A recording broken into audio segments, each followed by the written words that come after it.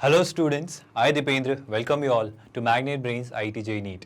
आज के लेक्चर में हम DPP, हमारी कौन सी वाली DPP स्टूडेंट्स, जो हमारा इंट्रोडक्शन एंड डेफिनेशंस को आपके सारे थ्योरी लेक्चर्स हुए हैं, तो जितनी भी थ्योरी अभी हमने इस टॉपिक इस चैप्टर को लेकर किए हैं, ट्रिग्नोमेट्रिक रेशियोज, फंक्शंस, आइडेंटिटीज, इन इक्वेशंस, ये सारी चीज़ों को लेकर जो बेसिक्स या अंडरस्टैंडिंग अभी तक हमने डेवलप किए, मतलब जो बेसिक्स एक इंट्रोडक्शन लिया है ट्रिग्नोमेट्री से रिलेटेड और जो स्टैंडर्ड्स की डेफिनेशंस अभी तक हमने पढ़ी हैं, उन सभी पर बेस्ड एक DPP आपको बनाकर दी गई थी। उस DPP को पूरा यकीन है आपने सॉल्व किया होगा, प्रैक्टिस की होगी। कमेंट में लिख के ज़रूर बताइएगा कि कितने स्टूडेंट्स ने ऑलरेडी इस वीडियो सोल्यूशन के आने से पहले DPP प्रैक्टिस कर ली है, DPP खुद से सॉल्व कर लिए। और ये भी लिखकर मुझे बताइएगा कि आपने कितने क्वेश्चंस ऑलरेडी सॉल्व कर पाए, कितने हो गए और कितनों के आंसर्स करेक्टली मैच हुए।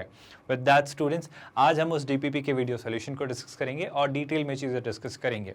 Before we start this lecture students, I hope आप जानते हैं कि मैग्नेट ब्रेन्स इकलौता ऐसा प्लेटफॉर्म है जो आपको 100% फ्री क्वालिटी एजुकेशन प्रोवाइड करता है हर अलग अलग सेक्टर या सेगमेंट में, जैसे कि किंडरगार्टन टू 12th स्टैंडर्ड, अलग अलग कॉम्पिटिटिव एग्जाम्स जैसे कि CUET, IIT JEE, NTSE, olympiad, NEET, इस तरह के हर कॉम्पिटिटिव एग्जाम्स और इस तरह के हर एग्जाम को हम कवर करते हैं हमारे इस प्रोग्राम या पैकेज के थ्रू। मतलब आपको पूरे courses, complete programs absolutely zero cost पर, मतलब कोई हिडन चार्जेस नहीं है, कोई सब्सक्रिप्शन बेस्ड मॉडल नहीं है, कोई ट्रायल वर्जन नहीं है, कोई पेड वर्जन नहीं है, पूरे तरीके से फ्री ऑफ कॉस्ट आपको magnet brains quality education provide करता है।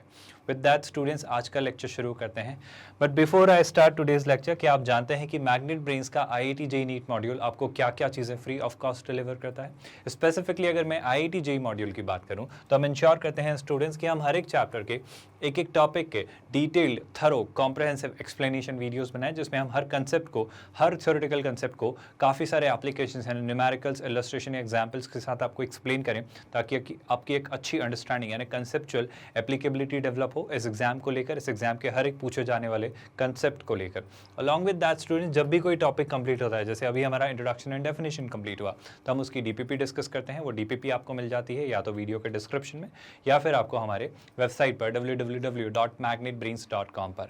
जैसे ही आप DPP सॉल्व कर लेते हैं, अगले ही दिन आपका DPP का भी सोल्यूशन आ जाता है स्टूडेंट्स। तो आप उस वीडियो सोल्यूशन को रेफर करके अपनी प्रोसेसेस को, अपनी अप्रोचेस को ऑप्टिमाइज कर सकते हैं और बेहतर तरीके सीख और देख सकते हैं और समझ सकते हैं कि चीज़ें कैसी हो रही हैं, क्वेश्चंस को कैसे सॉल्व करना है, क्वेश्चंस को टेक्निकली या आइडियली कैसे अप्रोच किया जाना चाहिए। Ideally is a wrong word I would say, but yes, एक और तरीका मैं आपको देने की कोशिश करता हूँ, एक और पर्सपेक्टिव मैं आपको देने की कोशिश करता हूँ कि ऐसे भी सोचा जा सकता है। Not just that students, but हम इंश्योर करते हैं by all these different means, illustration, example, MCQ, PYQ, maximum number of question हम प्रैक्टिस करें, आपको वेराइटी ऑफ क्वेश्चन से एक्सपोज करें, ताकि आप हर एक तरह के क्वेश्चन से डील करना सीखें और हर एक तरह के क्वेश्चंस को लेकर आपका एक्सपोजर, मतलब डाइवर्स लर्निंग, एक क्वालिटी क्वेश्चंस की आपको लर्निंग देंगे। तो इस तरीके से अगर हम आगे बढ़ें, कुछ और चीज़ एक्सप्लोर करें, तो स्टूडेंट्स हम इंश्योर करेंगे कि हम IIT JEE और IIT मेंस और एडवांस में पूछे गए प्रीवियस ईयर्स के क्वेश्चंस को भी प्रैक्टिस करें। उससे आप एक्चुअल थॉट प्रोसेस बिल्ड कर पाएंगे कि इस एग्जाम में क्वेश्चंस किस तरह के आते हैं, किस लेवल के आते हैं, कब कहाँ क्वेश्चंस कैसे पूछे जाते हैं, और आप एग्जाम का पैटर्न, एग्जाम का नेचर समझ पाएंगे और आप अच्छी तैयारी और कस्टमाइज मैनर में कर पाएंगे अगर आप प्रीवियस ईयर्स क्वेश्चंस को देखते हैं, समझते हैं और उनके वीडियो सोल्यूशन भी देखते हैं। अलॉन्ग विद दैट स्टूडेंट्स, आप अपने डाउट्स भी हमसे क्लियर करवा सकते हैं। आपके डाउट्स फॉरवर्ड करने का बड़ा आसान सा तरीका है, इस वीडियो के डिस्क्रिप्शन में आपको एक लिंक दिखाई देगा, आस्क योर डाउट। उस लिंक पर क्लिक करिए, आप अपने डाउट्स हमें फॉरवर्ड कर सकते हैं प्रॉपर रिजोल्यूशन में, प्रॉपर्ली क्रॉप करके, और आपके डाउट्स भी हम एड्रेस करेंगे, यानी आपके डाउट्स को भी रिजॉल्व किया जाएगा क्लब कंबाइंड मैनेजर में, जब आपके सारे डाउट्स एक्यूमुलेट हो जाएंगे। ना सिर्फ ये स्टूडेंट्स, बल्कि अगर कोई जेनरिक क्वेरी है, कोई जनरल सा डाउट है, तो आप उसे कमेंट में भी लिख सकते हैं और आपके कमेंट में भी भेजे गए मैसेजेस या क्वेरीज को हम रिस्पॉन्ड करते हैं जब भी हमें वक्त मिलता है, या तो वहीं टेक्स्ट के थ्रू या फिर कहीं ना कहीं किसी ना किसी लेक्चर में, कभी ना कभी, क्योंकि आप रेगुलरली लेक्चर्स देख रहे हैं, तो बेशक कोई भी डाउट्स आपका अनएड्रेस नहीं जाता है। आपके चैप्टर्स की आप टेस्ट को, अपनी परफॉर्मेंस को टेस्ट कर सकते हैं, आप अपने चैप्टर की प्रोग्रेस को एवेलुएट कर सकते हैं, अपना सेल्फ असेसमेंट, सेल्फ एवेलुएशन आप कर सकते हैं। आप देख सकते हो किस चैप्टर में आप कहाँ स्टैंड करते हो, कौन सा पोर्शन आपका वीक है, कहाँ पे और थोड़ी मेहनत करने की ज़रूरत है, किस चीज़ को और रिवाइज कर लिया जाए, कहाँ पर और क्वेश्चंस प्रैक्टिस कर लिए जाएँ, ताकि वो आप पता कर सकते हो अपने चैप्टर वाइज टेस्ट के थ्रू। तो वो भी आपके लिए फीचर अवेलेबल है स्टूडेंट्स। ना सिर्फ ये, बल्कि वक्त वक्त पर सारे फैकल्टी मेंबर्स आपको गाइड करेंगे हर वो चीज़ को लेकर जो आपकी अकेडमिक परफॉर्मेंस को और अच्छा बेहतर बनाएगी, आपको अकेडमिकली और फोकस और कॉन्सेंट्रेट करने में हेल्प करेगी। यानी कि कोई भी इशू है, जैसे टाइम मैनेजमेंट को लेकर कोई परेशानी है, बुक्स को लेकर कोई गाइडेंस चाहिए, स्ट्रैटेजी समझनी है, या कोई भी जो भी आपकी परेशानियाँ, जो भी आपकी क्वेरीज होती हैं, उन्हें हम हर वक्त पर आकर रिजॉल्व करते रहेंगे। एग्जाम से रिलेटेड कोई नोटिफिकेशन है, कोई भी गाइडेंस आपको देना है आपके एग्जाम से रिलेटेड, तो हर वक्त हम आपके लिए हैं। आपके एकेडमिक नॉन एकेडमिक इशूज़ को रिजॉल्व करने के लिए आपके सारे फैकल्टी मेम्बर्स आपके साथ हैं और हम आपके सारे इशूज़ रिजॉल्व करते चलेंगे। ना सिर्फ ये स्टूडेंट्स, बल्कि आपके हर चैप्टर के वन शॉट रिविजन भी क्रिएट होंगे, ताकि आप हर चैप्टर को अच्छे से समझ पाएँ, उसको फिर से एक बार रिवाइज कर पाएँ, एक कंसाइज, एक प्रिसाइज, मतलब एक टू द पॉइंट मैनर में उस चैप्टर को आप अच्छे से समझ पाएँ और आप वो लर्निंग अपने साथ रखें, ताकि जब एग्जाम के वक्त आप बहुत थोड़े से एंशियस से हो रहे होते हैं कि ये चैप्टर रिवाइज हुआ है या नहीं, तो उस वन शॉट रिविजन के थ्रू आप क्वेश्चंस और न्यूमेरिकल्स और थ्योरी के थ्रू फटाफट उसे रिवाइज करके कॉन्फिडेंस के साथ एग्जाम हॉल में जाएंगे, तो आपके सारे चैप्टर्स ना सिर्फ एक दफ़ा बल्कि दूसरी बार वन शॉट रिविजन के थ्रू और अच्छे से कंसोलिडेट हो चुके होंगे। ना सिर्फ ये, बल्कि स्टूडेंट्स एग्जाम के वक्त आपको IIT JEE मेंस और एडवांस के मॉक्स भी मिलेंगे, ताकि आप इस एग्जाम के पैटर्न को समझ पाएँ, इस एग्जाम की स्ट्रैटेजी बिल्ड कर पाएँ, इस एग्जाम में एग्जैक्टली क्या पूछा जाता है, कैसे पूछा जाता है, सेक्शंस को कैसे अटेम्प्ट किया जाता है, मतलब आप अपनी ओवरऑल स्ट्रैटेजी बिल्ड कर पाएँ, मतलब वो जो एटमॉस्फेयर, जो प्रेशर आप वहाँ फील करने वाले हैं, उन मॉक्स के थ्रू ही फील कर लें और बेटर तरीके से प्रिपेयर्ड हो सकें। तो यही सारी स्ट्रैटेजीज़ और वो डेवलप करके आप अपने स्कोर को, अपनी रैंक को ऑप्टिमाइज़ कर सकते हैं और बेहतर परसेंटाइल ला सकते हैं। तो ये सारी की सारी चीज़ें स्टूडेंट्स मैग्नेट ब्रेन्स का IIT JEE मॉड्यूल आपके लिए लेकर आता है फ्री ऑफ कॉस्ट।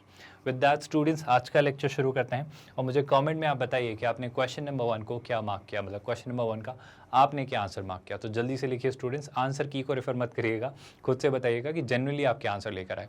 अगर सॉल्व नहीं किया है तो एक बार वीडियो ज़रूर पॉज करिए और इस क्वेश्चन का आंसर मुझे जल्दी से लिखकर बताइए कि क्या आता है।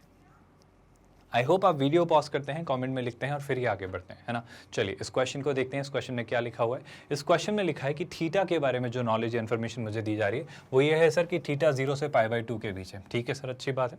एक और बात वो कह रहा है कि जो एफ थीटा एक्सप्रेशन है that is 1 + cos theta minus cosec theta times 1 + tan theta sec theta, 1 + tan theta + sec theta. तो वो f ऑफ π/4 की वैल्यू पूछ रहा है। So one of the approaches would be this कि सर सीधे सीधे एक काम करो ना, आप π/4 रख दो। सर आपसे क्या पूछा जा रहा है, आपसे f ऑफ थीटा दिया हुआ है, f ऑफ π/4 पूछा जा रहा है। So one of the approaches could have been sir π/4 रख दो, या फिर एक काम ये भी कर सकते हो, ऑब्वियसली π/4 रखना is not a bad idea. आप सीधे सीधे सारे थीटा की जगह π/4 रखो, सारी वैल्यूज़ निकालो और आंसर ले आओ। चलो पहले इसी अप्रोच से समझते, फिर मैं एक और आइडिया आपको देना चाह रहा हूँ कि ऐसे भी सोच सकते थे। जैसे एक्सप्रेशन क्या है, ध्यान से सुनिए सर। एक्सप्रेशन है एफ थीटा, जो कि हमारे सामने क्या लिखा हुआ है स्टूडेंट, जो कि हमारे सामने लिखा हुआ है 1 + cos theta, this is 1 + cot theta minus cosec theta, right. ये कुछ ऐसा सा लिखा हुआ है, I hope you all can see that. Then 1 + what, then we have 1 + tan theta and then I believe it's + sec theta, है ना। तो चीज़ें बड़ी आसान सी हैं, सिंपल सी हैं।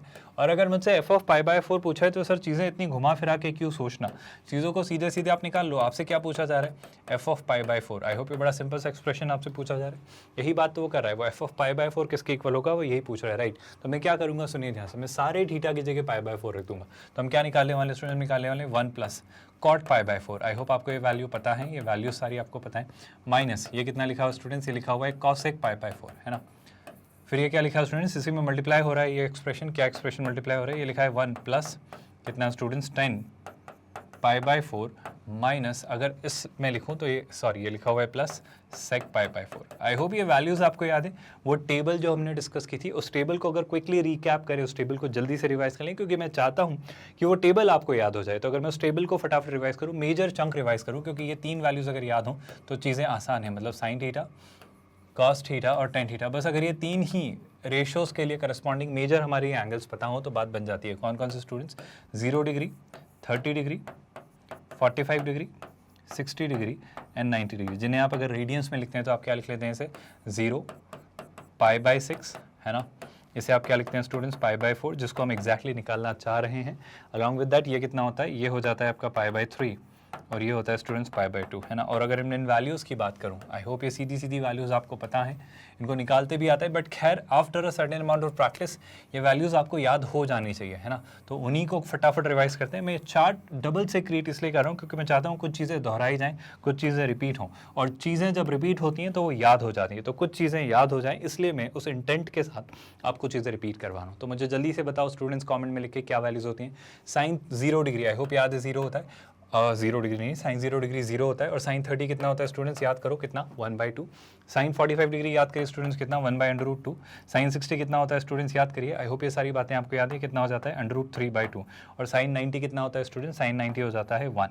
ना सिर्फ ये बल्कि इसी को अगर हम उल्टा कर दें, मतलब इन्वर्स कर दें, अगर ये 1 यहाँ लिख दें, यहाँ पे लिख दें √3/2 है ना, यहाँ पे क्या लिख देंगे स्टूडेंट्स 1/√2, और यहाँ पे लिख देंगे 1/2, और ये लिख देंगे हम कितना 0। तो ये बन जाता है हमारा cos थीटा के करस्पॉन्डिंग सारी वैल्यू। और sine theta upon cos theta कितना होता है tan थीटा 0। फिर ये कितना हो जाता है 2 से 2 कैंसिल, तो ये बन जाता है 1/√3। ये 1/√2 से 1/√2 कैंसिल, तो ये बन जाता है 1। यहाँ पे 2 से 2 कैंसिल, तो ये हो जाता है √3, और ये हो जाता है नॉट डिफाइंड। आई होप ये सारी बातें आपको याद हैं, ये सारी बातें आपको पता हैं। तो इस तरीके से चीज़ें हो रही होती हैं। इसी टेबल को यूज़ करके स्टूडेंट्स, ये टेबल आपके ब्रेन में स्टोर्ड होनी चाहिए, मतलब टेबल बार बार क्रिएट नहीं करनी चाहिए, टेबल ब्रेन में होनी चाहिए। मतलब जैसे मैं पूछूँ tan 45 1 निकलना चाहिए, जैसे मैं पूछूँ cos 30 तो आपको पता होना चाहिए। तो ये सारी वैल्यूज़ अगर पता है तो आई होप cosec sec और cot से डील करना बहुत डिफिकल्ट पार्ट नहीं है, क्योंकि अगर ये वैल्यूज़ पता है तो इनका रेसिप्रोकल भी हम निकाल ही लेंगे। खैर अगर मैं इस क्वेश्चन पे वापस आता हूँ, तो मुझे तो सर मेजर कंसर्न मेरा जो है अभी इस क्वेश्चन में फिलहाल वो है π/4 वाली सारी वैल्यू से डील करना। अगर मैं π/4 से डील करना चाह रहा हूँ तो मैं f of π/4 जब निकालना चाहता हूँ सर, तो हम क्या निकाल रहे हैं स्टूडेंट, सबसे पहली बात, सबसे पहले जो लिखा है 1 plus, I hope you realise cot π/4 tan π/4 का रेसिप्रोकल, tan π/4 होता है 1, तो cot π/4 भी कितना होगा 1, तो ये आ जाता है सर 1 माइनस ये लिखा है cosec π/4। सर मुझे sin π/4 पता है, sin 45 डिग्री होता है 1/√2, तो ये कितना हो जाएगा स्टूडेंट्स -√2, क्योंकि ये 1/√2 का reciprocal with a negative sign, so it should be √2। I hope ये बात समझ आई। सिमिलरली ये सर 1 1 है सर, tan π/4 कितना होता है 1 प्लस sec π/4। आई होप आपको बताने की जरूरत नहीं है, अगर मैं cos π/4 जानता हूँ जिस विच इज क्लियरली सर √2, मतलब रियली सॉरी, cos π/4 होता है 1/√2, तो sec π/4 कितना हो जाएगा √2 उसका रेसिप्रोकल। सो यहाँ पे मैं क्या लिख लूँगा, मैं इसे लिख लूँगा √2। इस तरीके से मेरे सामने चीज़ें नज़र आएंगी। आई होप ये बात आपको समझ आई। और अगर यहाँ तक क्लियर है, अगर यहाँ तक चीज़ें सिंपली समझ आ रही हैं, तो मैं क्या करूँगा सर, मुझे चीज़ें दिख रही हैं, जैसे 1 + 1 कितना होता है 2, 1 + 1 कितना होता है 2, ये कितना हो रहा है √2, ये हो रहा है √2। मतलब अगर सर आप ध्यान से देख पाओ तो मुझे जो f of π/4 दिख रहा है इसको मैं क्या लिखूंगा, बहुत ध्यान से सुनिए स्टूडेंट्स, ये f of π/4 जो हमें दिख रहा है, ये एक तरफ तो दिख रहा है 2 - √2 और एक तरफ दिख रहा है मुझे 2 + √2। आई होप आपको नजर आ रहा है कैसे दिख रहा है सर, 1 + 1 2 - √2 2 + √2। और अगर ऐसा दिख रहा है तो क्या आप देख पा रहे हो a + b × a - b, तो ये हो जाता है a² - b², तो 2 का स्क्वायर हो जाएगा 4 और √2 का स्क्वायर हो जाएगा 2। क्या आपको ये बात समझ आई? तो f of π/4 कितना आता है स्टूडेंट्स, सर f of π/4 आता है 4 - 2 दैट्स 2। तो 2 should be your answer, 2 should be marked as the correct answer, यानी ऑप्शन सी आपका करेक्ट आंसर होगा। आई होप सभी स्टूडेंट्स ने इसे निकाल लिया था इसका आंसर। मैं ये कहना चाह रहा हूँ, अगर मान लो अगर ये न्यूमेरिकल वैल्यू ऑफ π/4 नहीं पूछी जाती और इसे सिंप्लीफाइड वर्जन में पूछा जाता है कि इसे और ज़्यादा सिंपल बना सकते हैं क्या, इसे थोड़ा और कंप्रेस कर सकते हैं क्या, इसे थोड़ा और कंसाइज्ड मैनर में लिख सकते हैं क्या, तो बेशक, मतलब अब मैं क्वेश्चन के बारे में बात नहीं कर रहा हूँ, मैं एक अप्रोच बता रहा हूँ कि चीज़ें ऐसी भी पूछी जाती हैं, है ना। तो अगर मुझसे इसे कोई सिंप्लीफाई करने को कहे और कोई कहे कि सर साइन और कॉस में कन्वर्ट करके बताओ ये कैसा दिखेगा, तो एक्सप्रेशन फिर से वर्कआउट करते हैं। क्लास एक्सप्रेशन क्या है, मैं f of थीटा को सिंप्लीफाई करना आपको सिखा रहा हूँ इस क्वेश्चन के जरिए। तो वो क्या लिखा है स्टूडेंट्स, वो लिखा है 1 प्लस कितना है स्टूडेंट्स, ये लिखा है cot थीटा - cosec थीटा, तो ये लिखा है cot theta - cosec theta, right, into फिर क्या लिखा हुआ है स्टूडेंट्स 1 प्लस, फिर हमारे पास लिखा हुआ है tan थीटा + sec थीटा। मैं कहना चाह रहा हूँ अगर मुझसे कोई कहे कि इसे आप कन्वर्ट कर दो सर साइन और कॉस में, तो आई थिंक साइन और कोस हमारे बेस होते हैं, मतलब साइन और कॉस, क्योंकि tan या cot या cosec या sec हर चीज़ जनरेट तो साइन और कॉस से ही हो रही है ना। तो मैं अगर वहीं पर चीज़ें बॉइल डाउन करना चाहूँ, मतलब मैं साइन और कॉस के आसपास इसे घुमाना चाहूँ, मतलब f थीटा को अगर मुझसे रिक्वायरमेंट अराइज होती है कि सर साइन और कॉस में कन्वर्ट करके लिख के बताइए, तो मैं क्या लिख लूँगा स्टूडेंट्स, मैं लिखूँगा 1 प्लस cot थीटा कितना होता है students, cos theta upon sine theta. मैं इन बेसिक से स्टैंडर्ड से कन्वर्जन्स की बात कर रहा हूँ। cosec थीटा कितना होता है स्टूडेंट्स, यहाँ पे c भी आने वाला है, तो ये कितना होता है 1 sin थीटा। आई होप ये बात आपको समझ आ रही है, साइन थीटा का रेसिप्रोकल। और अगर यहाँ देखें तो ये कितना हो जाएगा, हो जाएगा 1 tan थीटा कितना होता है स्टूडेंट्स, सर tan थीटा होता है sine theta upon cos theta. I hope आपको बात समझ आ रही है। और sec थीटा कितना होता है सर, sec थीटा होता है 1 cos थीटा। आई होप यहाँ तक आपको कोई भी कन्फ्यूजन या डाउट नहीं है, राइट। अगर इसी कहानी को हम आगे बढ़ाएं, इसी चीज़ को हम आगे समझें, तो सर और क्या कर सकते हैं, और क्या सिंप्लीफिकेशन आपको नज़र आ रहा है। मेरे ख्याल से चीज़ें और आसान और बेहतर बनाई जा सकती हैं अगर आप चाहें तो। जैसे कि अगर आप f थीटा लिखना चाहें तो मैं काम करता हूँ, यहाँ पे पूरा डिनोमिनेटर में एलसीएम आ रहा है साइन थीटा, और अगर न्यूमरेटर में देखें तो यहाँ हो जाएगा sir sine theta plus cos theta -1। I hope आपको ये बात नज़र आई।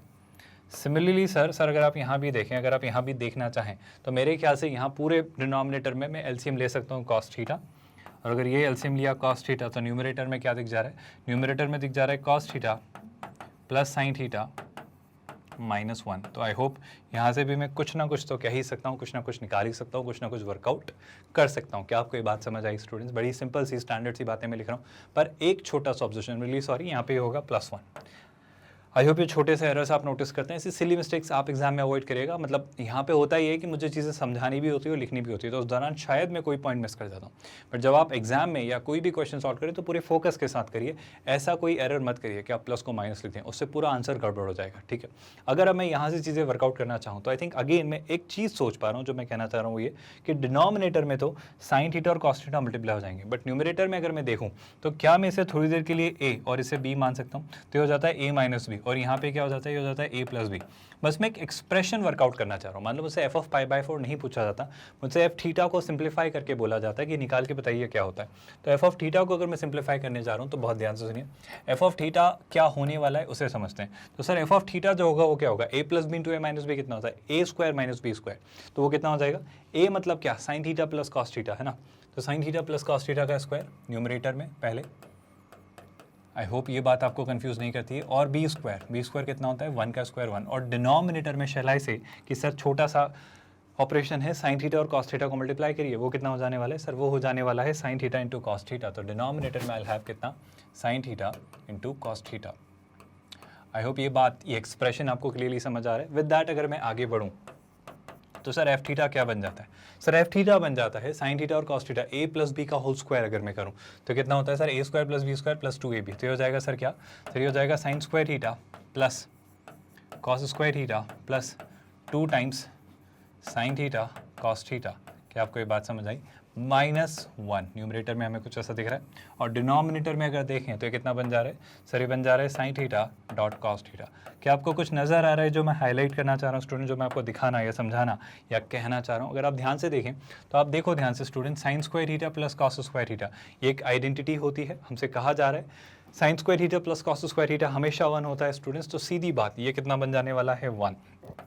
तो जब आप लिखेंगे एफ थीटा तो कितना हो जाएगा? 1 + 2 times sign theta cos theta, फिर वो कितना हो जाने वाला है students? -1 divided by what? Divided by what sir? Divided by sine theta dot cos theta.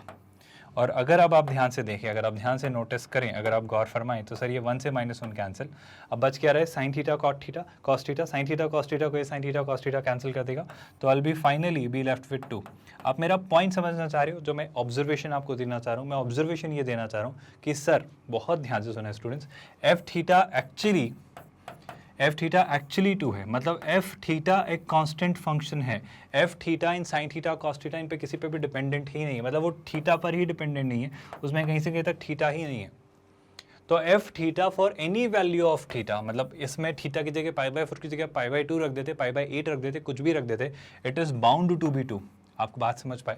मतलब in case had I been asked to simplify this expression, मुझसे बोला जाता है कि इस एक्सप्रेशन को सिंप्लीफाई करो, तो अगर थीटा की वैल्यू π/4 की जगह कुछ भी हो वो 2 ही होगी, क्योंकि ये एक एक्चुअली कांस्टेंट फंक्शन है जो थोड़ा सा मुझे घुमा फिरा कर दिया गया है। आई होप ये बात आप समझ पाए। विद दैट स्टूडेंट्स अगर मैं आगे बढ़ता हूँ इस क्वेश्चन को, आई होप आप समझ पा रहे हो कि दोनों तरीकों से मैंने आपको क्लियर करने की कोशिश की। अब अगर मैं नेक्स्ट क्वेश्चन की तरफ आता हूँ तो नेक्स्ट क्वेश्चन क्या होता है? आई होप ये क्वेश्चन आपको समझ आए, दोनों अप्रोचेस आपको समझ आई, and I am very sure comment में लिख के बताइएगा कि कितने स्टूडेंट्स का ऑप्शन सी आंसर आया था, जरूर लिखिएगा। विद दैट स्टूडेंट्स अब मैं आगे बढ़ता हूँ। दोनों अप्रोचेस क्लियर है आई बिलीव, है ना?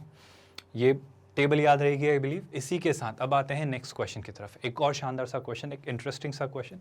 एक बार ज़रा इसे ट्राई करिए, इसे देखिए और समझिए कि इसमें क्या लिखा है, क्या पूछा है। एक इंटरेस्टिंग सी प्रॉपर्टी यहाँ पर अप्लाई हो रही है, बट एक बार मैं चाहता हूँ आप खुद से ट्राई करें, अगर नहीं किया है तो, और कॉमेंट में ज़रूर आंसर लिखिए कि आप कौन सा ऑप्शन मार्क करेंगे।